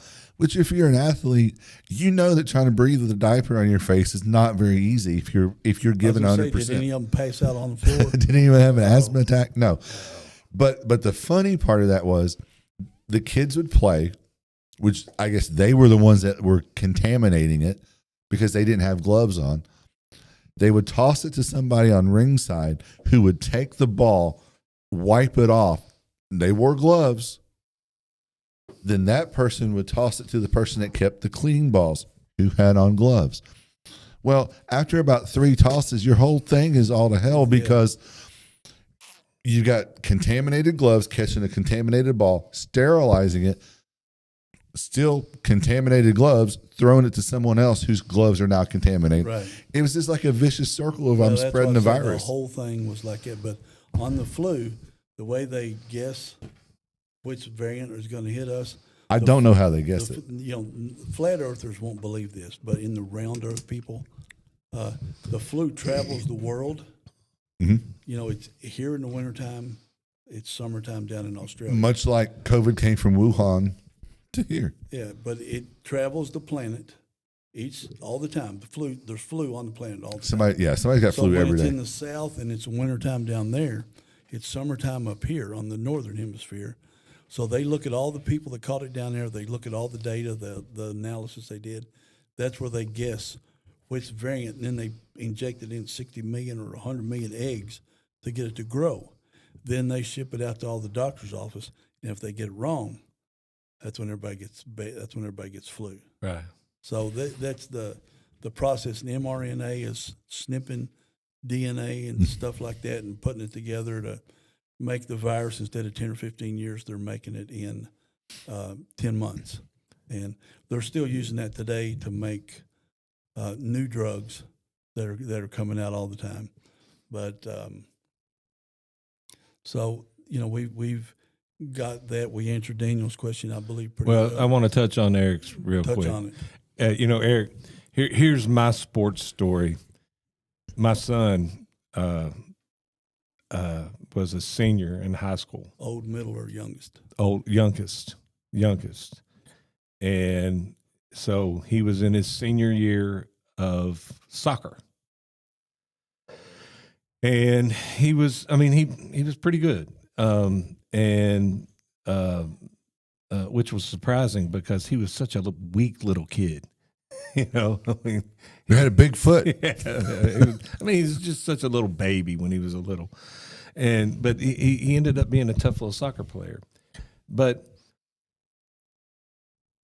he was 18, and so he could technically make his own decisions. And one thing I do with my kids is I say, you're an adult. I give you my advice. You either take it or you don't. All right, and you're going to live with it or you're not. I tell you what I do. Well, the kids that would get the COVID vaccine, which is known to have heart issues in young kids. So many athletes, they tied to that. Yeah.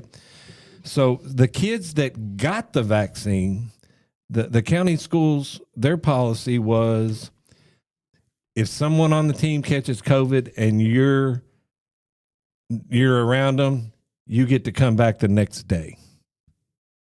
If you're not vaccinated, if you do not have the vaccine, you've got to send out, and you're around somebody, you've got to sit out 10 days. Right, I remember that. Okay? So technically, my 18-year-old son, who thinks that the most important thing that he's going to do in his life is play high school soccer, and who's an adult, what's he going to do? He is gonna take that vaccine.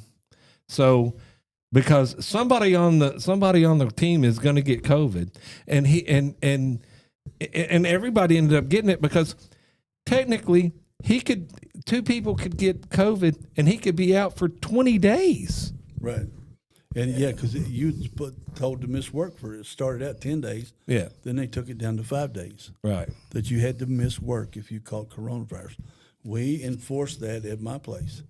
If an employee got coronavirus, they had to miss 5 days of work before they could come back, and with the doctor's note. Right. Because we didn't want everybody else to get sick, and most importantly, we didn't want our customers to get sick. The health department was pretty hardcore about it. I don't know. They were great to work with. We did a couple of events with the health department. But no, like if they said, well, you need to quarantine for whatever it was, like 21 days at first. Quarantine. It was 10. It was 10. Then 5.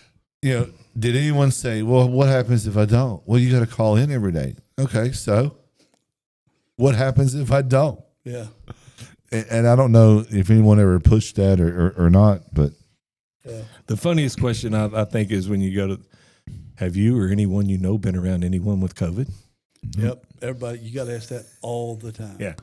Well, and owning my own business and working with 3 guys every single day of my life, we just went in the office like we always did. Hey, dudes, if one of y'all gets sick, stay home. Yeah.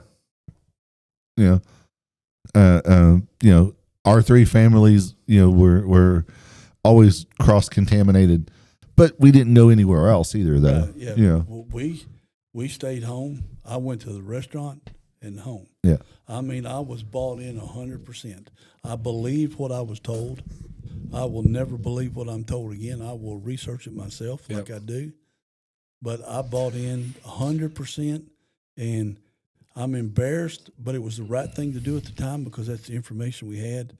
But our government scammed the absolute dog crap out But to circle around on Daniel, I think Andy was what we needed. I think he did a good job of keeping everybody calm and informed. But on the other hand, I think the federal government has ruined any chance of ever being trusted in the same scenario again. Right. And he shut mom and pop down and he let big box stay open. And that was wrong. Yeah, that was illogical. That was wrong.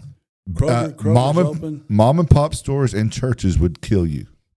Yeah, and Kroger's could stay open, but anything downtown had to close. I think our pastor. We kept having church. He said they can come put me in jail. Good for him. Bobby, state troopers came to our church. Oh, they never showed up at ours. Yeah, they were were they writing license plates down? Long story. We were having people help children log on to the internet to do their NTI because schools were closed, and they didn't like that. The state police didn't like that? Oh, well, I'm not going there. Anyway. I love me some state police. Yeah. I think the state police were acting on orders. All right, let's move on. Yeah, let's move on. I think we relived COVID. One thing that just came out today was President Trump's health assessment, and come out at 225 on his weight, resting heart rate 62, and blood pressure and all that stuff's good. They've been asking about it because I watched the White House press conferences and all this kind of stuff, and the media is all over Trump's health, all over it. But yet, in the 4 years that Biden was president, they would run away from that. They're hoping they'll find something. They never discussed Joe Biden's health, much less his mental ability. Right. They never discussed his report. They didn't chase the doctor down the street. What is this? You're wrong. Trump weighs 900 pounds, and his heart rate's 400 beats a minute. You're lying. You're making it up. But Biden couldn't find his way off a stage, literally. Couldn't walk up the steps to Air Force One, so they had to move him to the short ramp at the back of the plane, and he still tripped. There's no way Trump is 225. I agree. There's no freaking way. I'm 225, and he's 6'3". I'm not quite 225, but yeah, but he's 6'3". I'm more than 225, and I'm 5'10", and he's 6'3". He's tall, and so I don't believe. I'm saying Trump's butt weighs more than 235. Yeah, I'm not believing the weight. And he's got a big old hit. That's not the point. He's got a big old noggin too. Why are they focused on his health when obviously they're asking him questions? He's taking 2 hours of questions every day. Every day. But yet Biden, I'm not allowed to take a question because I might get in trouble. I'm the most powerful man on the planet, but somebody back there pulling my puppet string says I might get in trouble. I wish somebody would tell Donald Trump he wasn't allowed to answer questions today. Right. I just want to see the fireworks. I saw a quote at the cabinet meeting.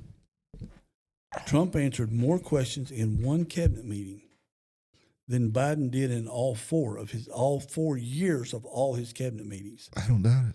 Now, remember this. Who was in charge of the last cabinet meeting in Joe Biden's tenure? Jill Biden. Oh, she was. Take it away, young lady. Yeah. She ran a cabinet meeting. An unelected person ran a cabinet. But the press didn't give a crap. What if Melania was in the room? True. Elon Musk is in the room answering questions. We don't want the civilian telling us what to do. Dr. Anthony Fauci's a civilian.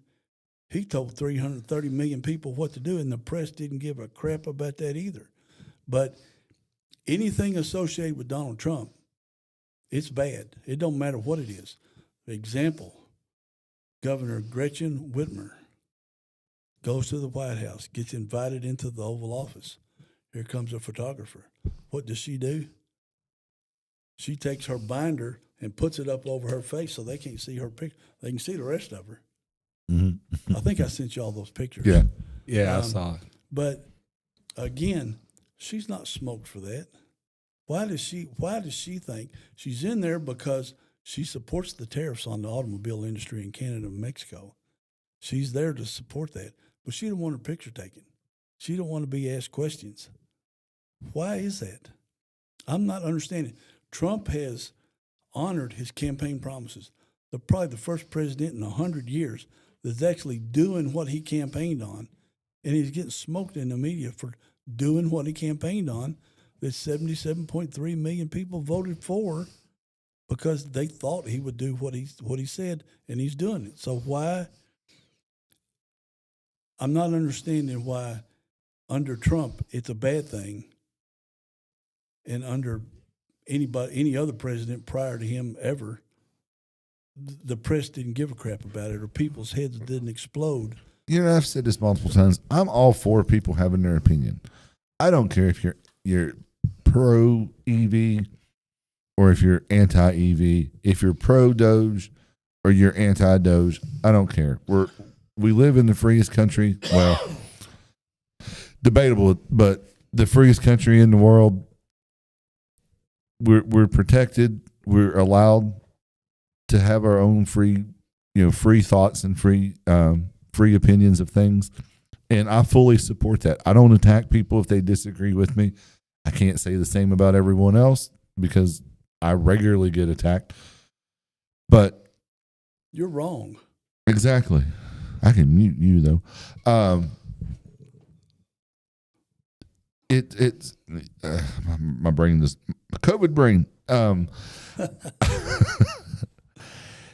many shots have you had? None yet. Okay.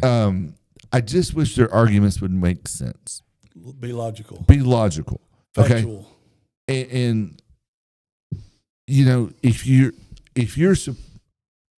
are supportive of Teslas being vandalized, burned, and dealerships being destroyed, think about what you're actually supporting and making a direct comparison to January the 6th. I don't support January the 6th. I think anyone guilty of hurting or harming anyone should absolutely pay the consequences just like anyone else. Yep. So don't take me there. I'm not your guy. But don't make a direct comparison, because there's not a direct comparison. Because when you're attacking Tesla, when you're vandalizing Tesla vehicles in dealerships, you're attacking private citizens at that point. You're not attacking the government. You're not going against the government. You're going against private citizens. So first of all, that's not a direct comparison. But think about who bought into all the Tesla stuff and electric vehicles in general. And we got to say Tesla when we talk about electric vehicles, because they commanded the market. I mean, there was, for the last however many years, there's been no real competitors until very recently that were viable options. The people who bought into that were liberals. Conservatives didn't want anything to do with it, because we got shamed because we didn't care about the planet, and we were destroying the world for our grandkids because we only thought about ourselves. So when you're going out and you're attacking Tesla vehicles and you're destroying dealerships, you're attacking fellow liberals. You're attacking your own. You know how many people work for Tesla? 125,000 with Correct. an average salary of salary and benefit package, I think, was 76,000, and they want that company to fail. or 96,000. Yeah, they want that company to fail. Put 125,000 people out of work, and who was leading the charge? Who's still leading the charge? Tampon Tim. Yep. Yeah. He's up there saying, look at this. The stock price dropped X amount of dollars. Well, then he finds out that the pension plan that his state employees and his citizens of his state that he's in charge of are heavily invested in Tesla.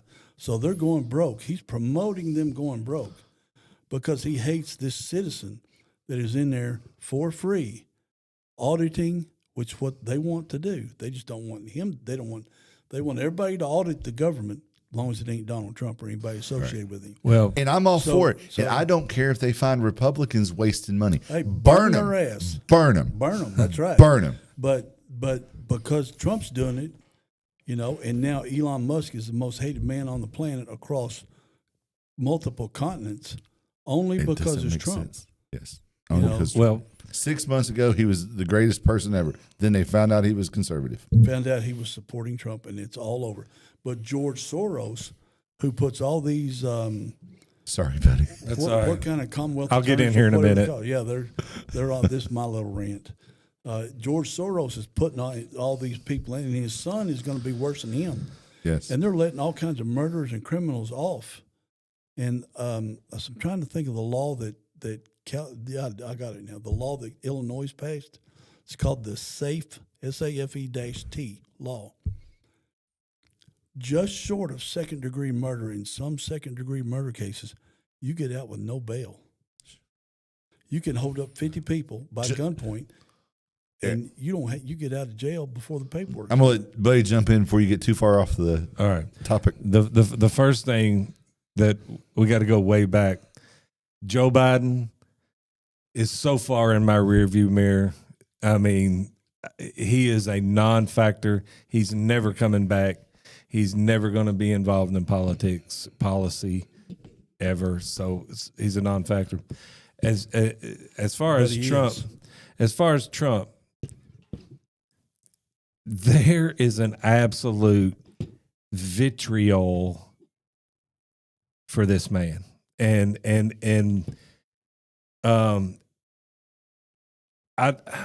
I kind of understand it because when he was on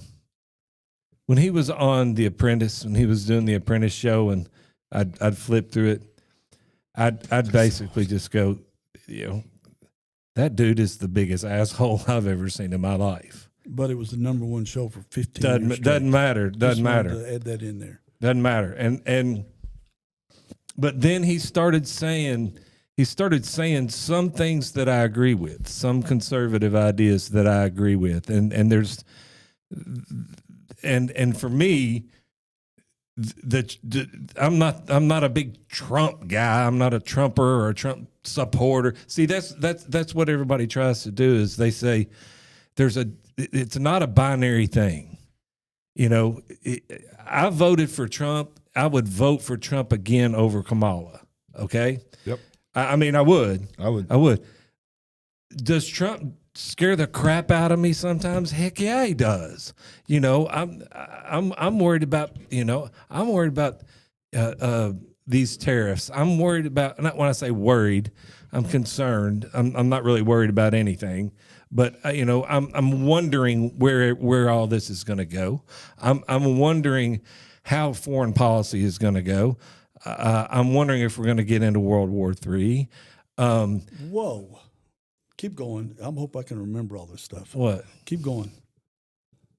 I'm wondering. There's so many things going on. That I'm just like, you see, you made me lose my train of thought. Then let me. You're thinking, you're worried about World War III? I'm saying I'm wondering. I didn't say I'm worried. Why are you even thinking about it? I mean, I don't know. Maybe because when George Bush. Wait a minute. Stop. The first president in 100 years to not get in a war was Donald Trump. I understand that. We've been in war in this country for our whole existence, except for maybe 70 years. So 180 We're years, not the only country that can declare war. That's Let right. them declare. We are not the world's police. If Israel wants to bomb the shit out of Iran or Russia wants to take Ukraine, we can't be everywhere at once. You're taking everything I say out of context. No, well, I'm only mentioning the World War III thing. But when you're saying World War III and we're talking about Trump, then that means it sounds to me like you're saying Trump might get us in World War III. Have you seen what's going on in Europe, Craig? What's going on in Europe? Everybody, all the countries are being realigned. Everybody is they're moving to not be aligned with the United States, which might end up being okay. But their NATO spending, which in 2010 they all agreed to do 2%. When Trump came in office the first time, only 3 countries out of 31 were doing it.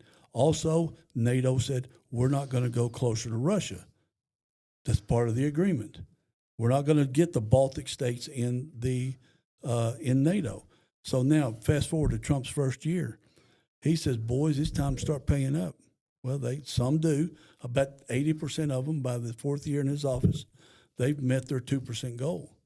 Now, let's go through Biden. Putin takes over Ukraine. Remember, under Obama, he took Crimea. He didn't do shit when Trump was president. Nobody bothers me. Nobody did nothing while Trump was president, because if he says it, he's going to do it. Crimea doesn't bother me. The sleeper cells bother me. But then in the United States right now, that's what bothers me. But the World War III thing, you said Europe. Now Germany's looking at spending 5% of their GDP on military. The rest of Europe is looking at spending on beyond the 2% for their NATO requirements.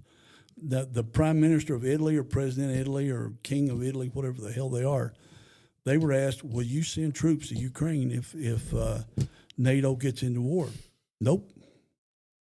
Macron in France, I think it was Macron, France, will you send French military to help Ukraine fight Russia? Nope.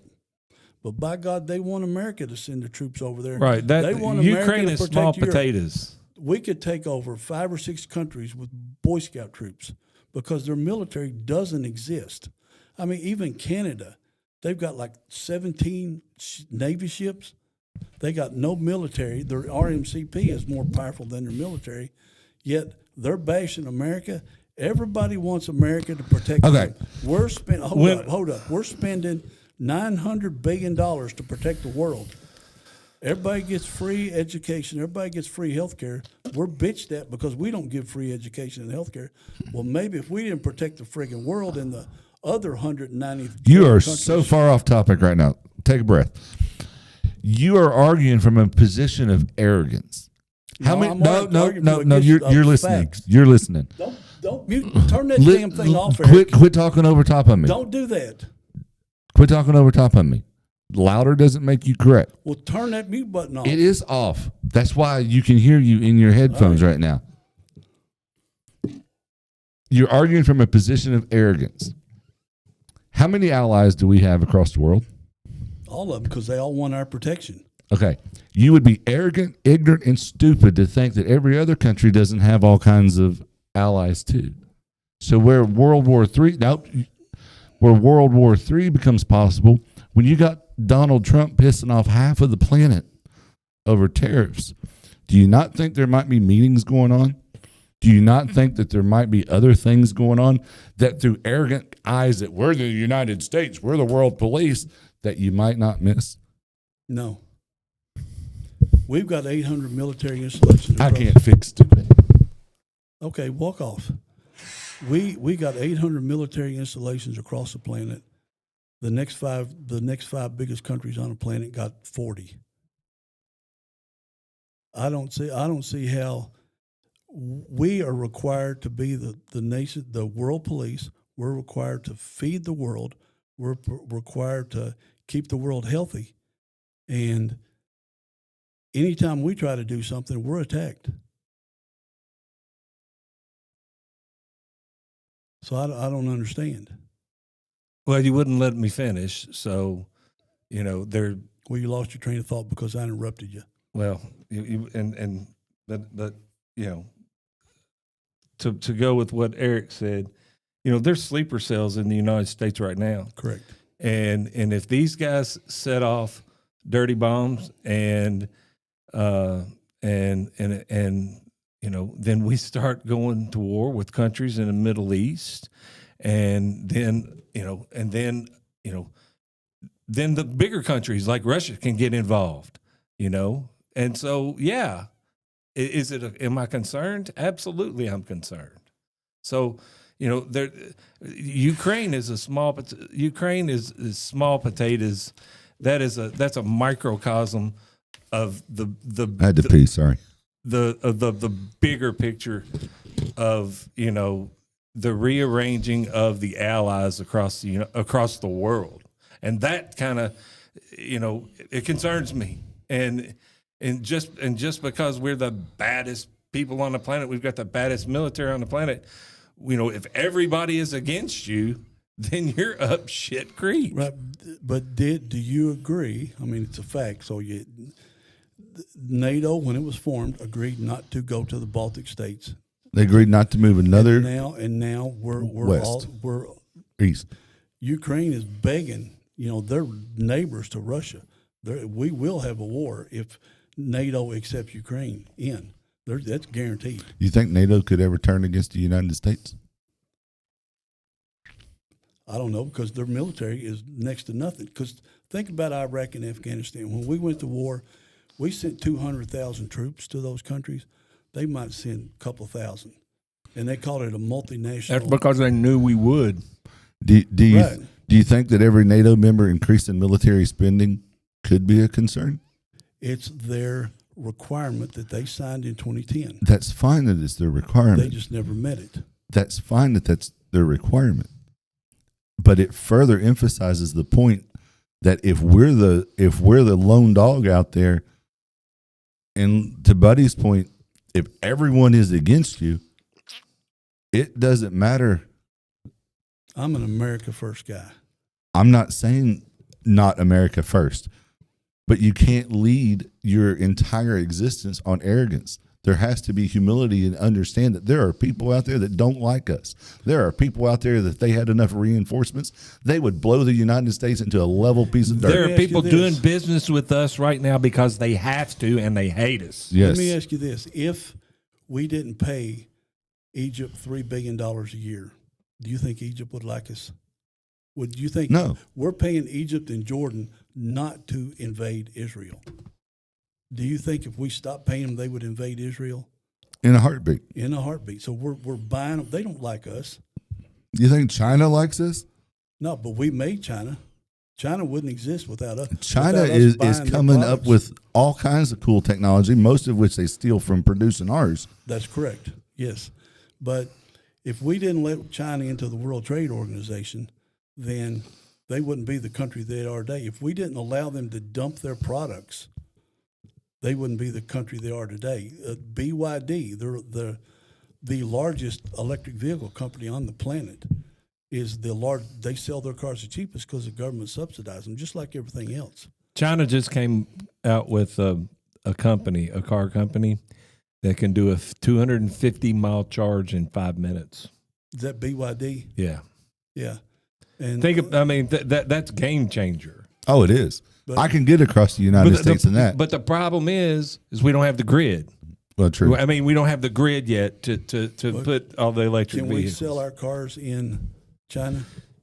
No, we can't sell them in Japan either. Do we sell very many cars in Europe?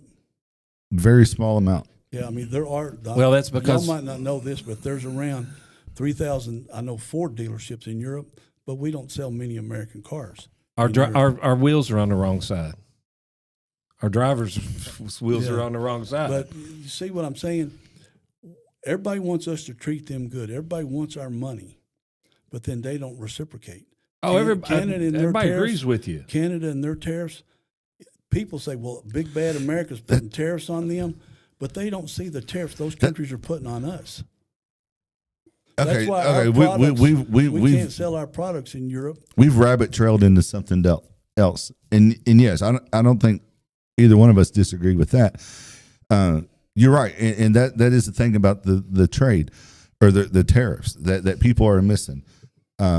We cannot sell cars to Japan; they won't buy them Because of the tariff they got on us. because of the tariff they have on us, and I don't think they want our cars for the most part anyway. And that's the idea of the tariffs. They're multifaceted. One is to balance out the trade. Like, we're spending tons of money with buying your crap. You need to buy some of ours. And the other that there's a great example that nobody wants to talk about is the Canadian tax on American dairy products. I don't know the exact number, but it's like 200 to 300%. It's over 200%. It's over 200%, but it's based on a threshold. They can buy so much American dairy product, and then the tariff kicks in. So there's a term for it, and I don't remember what it is. But why is that there? Why do they want to charge over 200% on our dairy products? Why? I know the answer. Does anyone? Because they want Canadians to buy Canadian dairy products. To protect their dairy farmers. Yeah. And that's what they're doing. They're protecting their dairy farmers and their livelihood of the Canadian dairy farmers. Okay, if we put tariffs on stuff because we want to protect American jobs, why are we the bastard children of the world to our own people when Canada's, we want to talk about Canada. Canada's got free health care, Canada this, Canada that. But they are tariffing our dairy products so high that you would have to be an idiot to spend that much money on it because they're protecting their own. But when we go to protect our own, it's like the sin. Right. The auto industry loves these tariffs. Oh, yeah. Novartis, they just, from Sweden, or Swiss, is that Switzerland? They just said they're going to spend $5 billion to build their medical stuff here in the United States, because most of our medicines come from outside of the United States. So we need to make that stuff here, because China could hurt us by just not giving the precursors to all the medicines everybody takes, all the pills they take every day.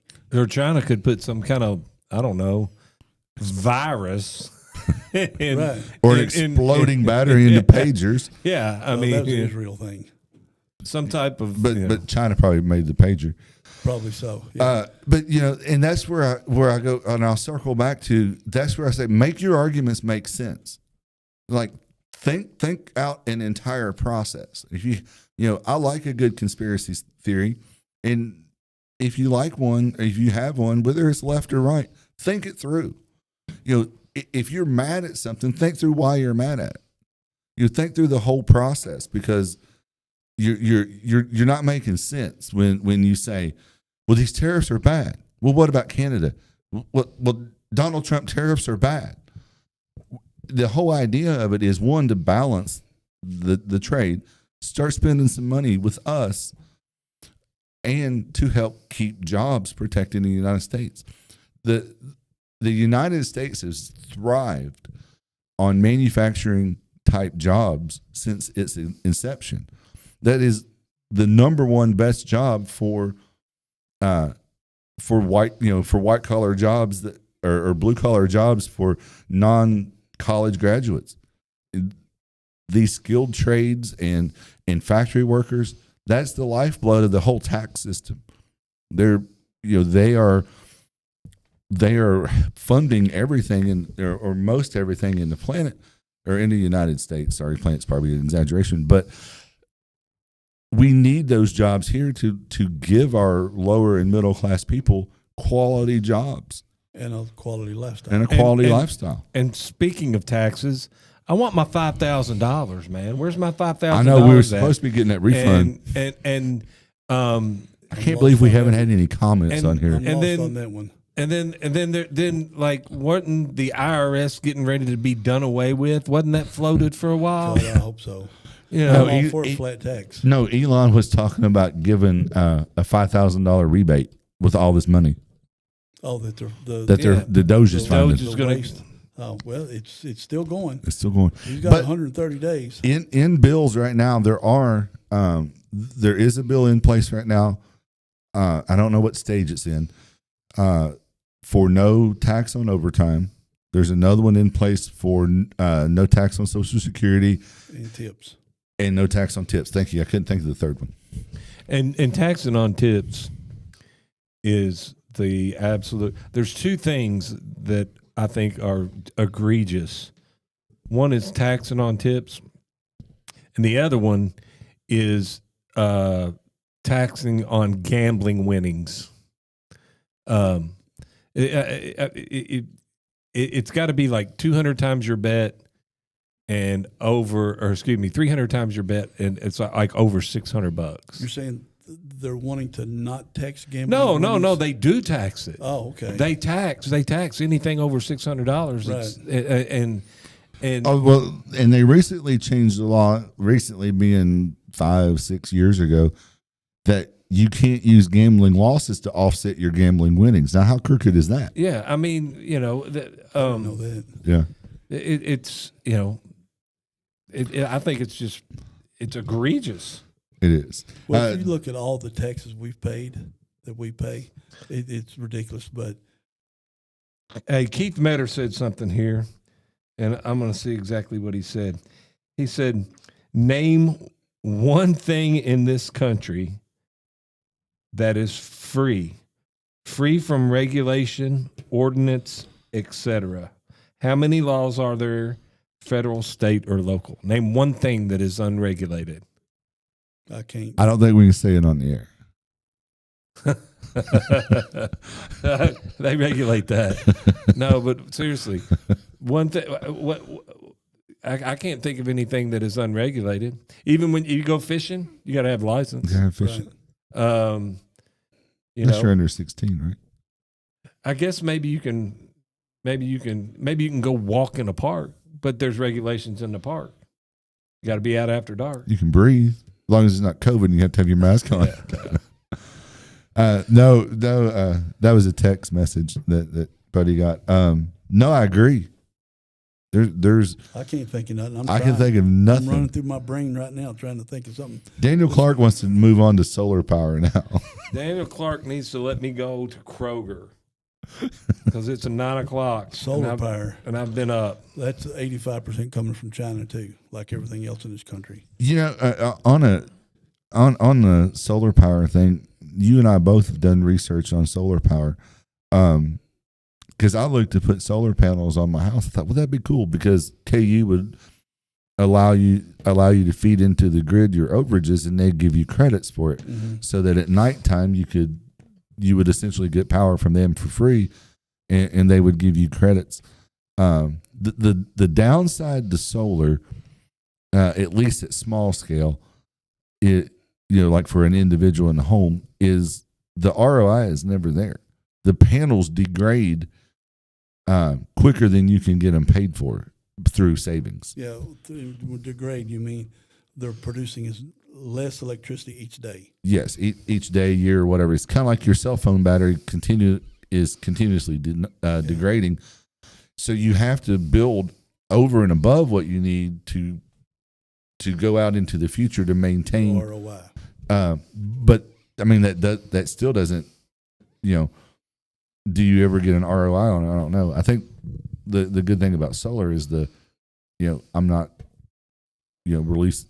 coal's not producing electric for my house. About solar, it's a waste of money. And again, we're feeding China. 85% of all solar panels sold in the world come from China. They got all the rare earth minerals that's required. But the nuclear is the only way to go. That's going to be nuclear and hydrogen are going to be the two final fuels that make this country advance. But first, like Buddy said, you've got to have the electrical grid to be able to handle it. Yeah. Well, and hydrogen, people talk about hydrogen vehicles. Right now, currently, hydrogen does not produce enough power. I don't know that. And it's not efficient enough for electrical for vehicles. Yeah, hydrogen. You're not burning straight hydrogen. You're taking hydrogen, filling the fuel cells. Mm-hmm. Then you're creating your thrust or your power, whatever you want to call it, to drive your vehicle. But really, it fits and starts. Toyota's the only one's really been staying on it for 20 years to advance it to where it's at today. But nuclear is the only way to go, and we prove it every day in our submarines, aircraft carriers, other things that they'll have, from what I read, something big as a baseball, your piece of uranium or some nuclear material, and it'll run a submarine for a decade. Well, for its entire life, yeah. Yeah, for as long as till technology changes to new. But one last thing, quick. Oh, go ahead. How does a nuclear fuel cell power a submarine? I have no idea. I just know there's nuclear-powered submarines. You don't know how it produces the power? I mean, it's electricity, I guess, or heat. I don't know. I have no clue. Heat, steam. Oh, it's steam, just like everything else. Yeah. Okay. Like a diesel. Another thing that I always thought it was interesting. A diesel train engine. What does it run on? Diesel. Electric. Yeah. The diesel, it runs on electric. The diesel runs a generator. It's the fuel for the generator. For the generator, yeah. Kind of like nuclear. It's all through heat. Bernie Sanders and AOC. Nuclear. Nuclear. Yeah.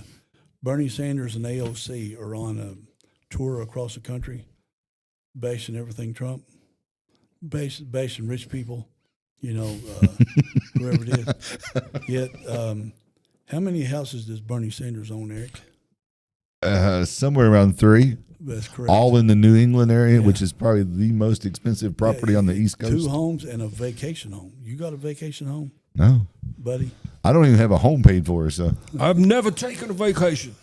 Never taken a So I just found that kind of ironic. He's having a good time at Coachella today. You know how much the tickets to get into Coachella today? Oh, gosh, I don't know. $600. Ooh. That's right. Did you read that too? No, I just That's a good guess. Did you buy your tickets? No, So I don't see nobody, in below middle class spending $600 to go hobnob with all the people that flew in on their private jets. What is the base salary for AOC when she was 76? 174,000. 174,000. I don't think I'm going to take. No, wait, that's a senator. I don't know what a house. A house? Is it the member. same? I don't know off the top of my head. Man, I'm pretty sure it's the same, but it might not be.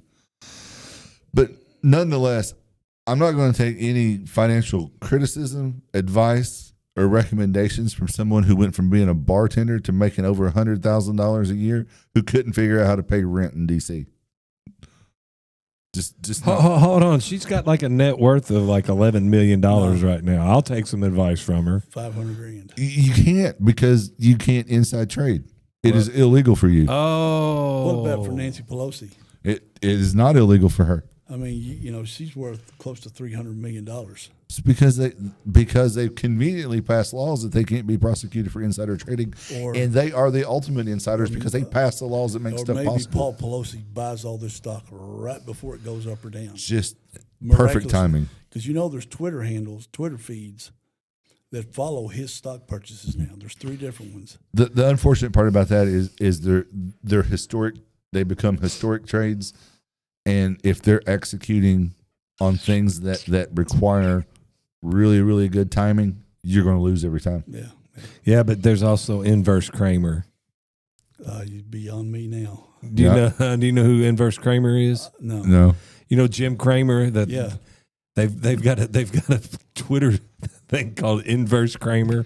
So you do the opposite of what Kramer does. How's that working? And they're killing it. Oh, they are? Oh, they're killing it.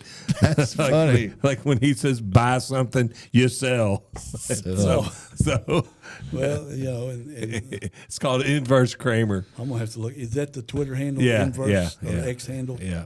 Inverse. I have to check it out. I might start following that. Hey, I'm going to give a shameless plug before we go, but Sure. this is we're not selling this or anything like this, but man, if you all have not got this stuff yet, right here, that stuff right there, that if you drink coffee and cappuccino, Stay right there. it's called Stoke.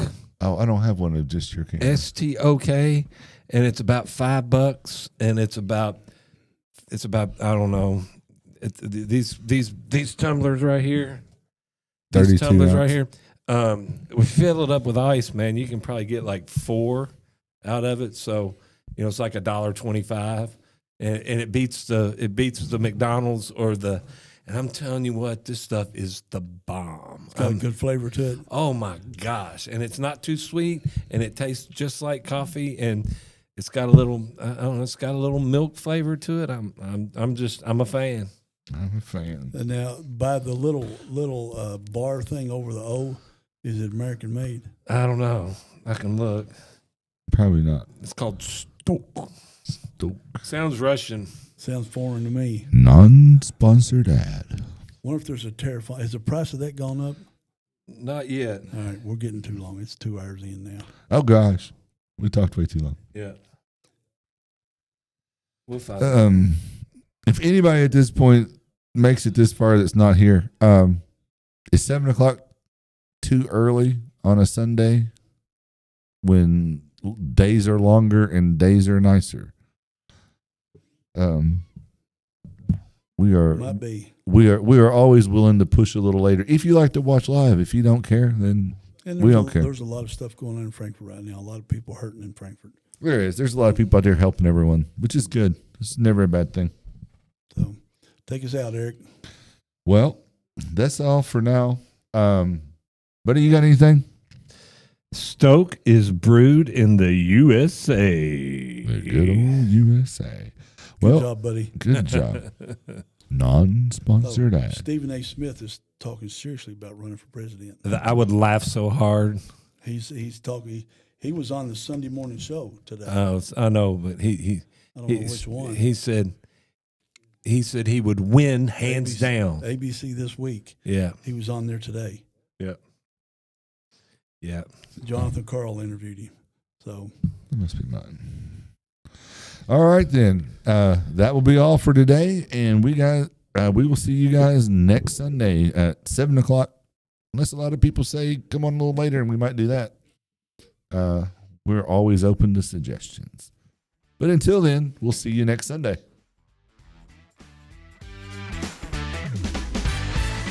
Darn.